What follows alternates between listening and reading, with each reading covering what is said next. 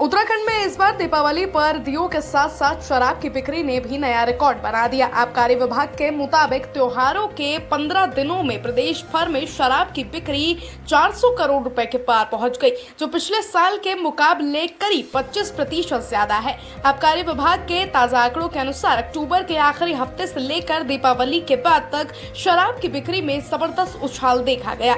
देहरादून, हरिद्वार, हल्द्वानी, काशीपुर और उधम सिंह नगर जैसे शहरों में शराब दुकानों के बाहर लंबी कतारें नजर आई।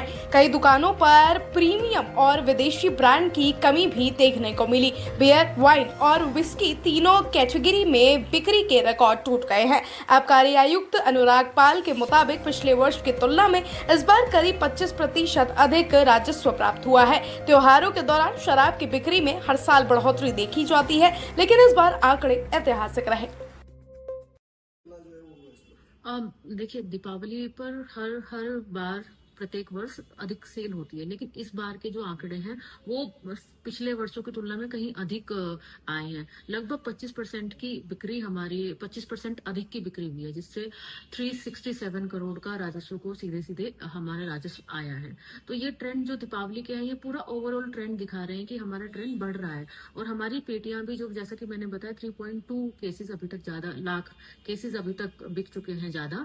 तो वो लगभग 10 लाख केस अगर ज्यादा बिकते हैं तो हम जो हमारा टारगेट है उसको पूरी तरह से अचीव कर पाएंगे। उत्तराखंड राज्य स्थापना दिवस के 25वें वर्षगांठ के शुभ अवसर पर उत्तराखंड संस्कृत विभाग द्वारा निनाद उत्तराखंड शीर्षक से एक भव्य सांस्कृतिक आयोजन 1 नवंबर से 9 नवंबर 2025 तक देहरादून में आयोजित किया जा रहा है। ये 9 दिवसीय कार्यक्रम उत्तराखंड की लोक संस्कृति, कला, संगीत, नृत्य और साहित्य की समृद्ध परंपराओं को जन जन तक पहुंचाने का एक सशक्त प्रयास है। कार्यक्रम के दौरान प्रत्येक दिन प्रदेश के विभिन्न हिस्सों के लोक कलाकार अपनी प्रस्तुतियों के माध्यम से उत्तराखंड की सांस्कृतिक विविधता और परंपरागत लोक जीवन का जीवंत प्रदर्शन करेंगे। उद्घाटन दिवस पर लोक नृत्य प्रस्तुतियों के साथ कार्यक्रम की शुरुआत होगी, जिसके बाद विभिन्न शिक्षण संस्थानों और सांस्कृतिक समूहों द्वारा भारतीय लोक नृत्य, नाट्य मंचन, संगीत और वादन प्रस्तुतियां दी जाएंगी। विभिन्न सत्रों में हिमालय की लोक संस्कृति, भाषा और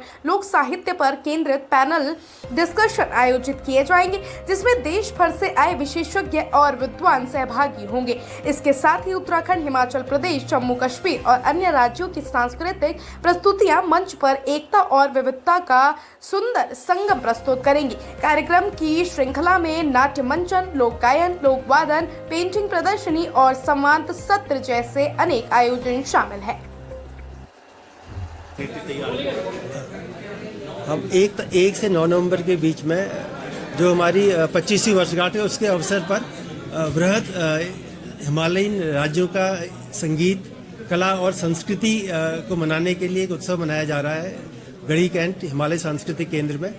इसमें विभिन्न विषयों पर कार्यशालाएं होंगी, टॉक शोज होंगे और विभिन्न प्रदेशों के सांस्कृतिक कार्यक्रम, और उसमें उत्तराखंड के कलाकार भी हैं और बाहरी राज्यों के कलाकार भी हैं। उनके द्वारा एक बृहद कार्यक्रम प्रस्तुत किया जाएगा। वेबसाइट भी लॉन्च की जाएगी। इस वेबसाइट का क्या, एक वेबसाइट भी जो लॉन्च होगी वो किस लिए होगी, और जो कार्यक्रम जो अपलोड होंगे उसके लिए क्या कुछ तैयार की गई?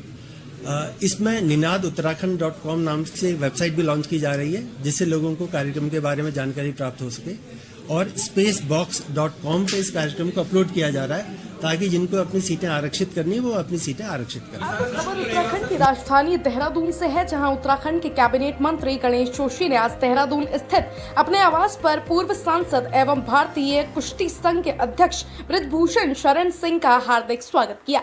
इस अवसर पर मंत्री जोशी ने पुष्प गुच्छ भेंट कर उनका अभिनंदन किया और उनके साथ विभिन्न सामाजिक एवं राजनीतिक विषयों पर विचार विमर्श किया। उन्होंने सम्मान स्वरूप श्री गणेश जी की मूर्ति भेंट की। मंत्री जोशी ने कहा कि बृजभूषण सिंह का अनुभव और जनसेवा के प्रति समर्पण हम सभी के लिए प्रेरणा स्रोत है। उन्होंने प्रदेश के विकास और जन कल्याण के मुद्दों पर निरंतर मार्गदर्शन देने के लिए उनका आभार व्यक्त किया।